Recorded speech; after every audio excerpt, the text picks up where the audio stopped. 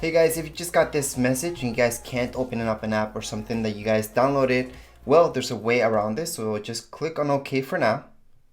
And then what we're gonna do is go into System Preferences. So down here below, you guys will see System Preferences, or we can just go all the way up into our app logo on the top left-hand side, and we're gonna see the app logo. Just go right into your System Preferences, which is our second option. From here, just go into Security and Privacy. So let's just click right there. And from here, just go into your very first option where it says General. Click on General, that's up here.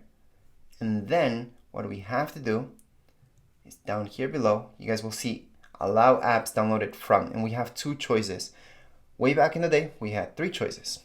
Right now, we just have two. So what we have to do is just make sure the second one's selected, plus just take this, clock out, this lock, you guys have to unlock it. So we're just gonna unlock that. And then we should see a message. So right now, this is the program that I've been trying to open. Now it has been blocked, that's okay. From here, we can just click on Open Anyway. And it's gonna go ahead and give us this message. But it's okay this time. We can actually click on Open. So finally, we can open that app.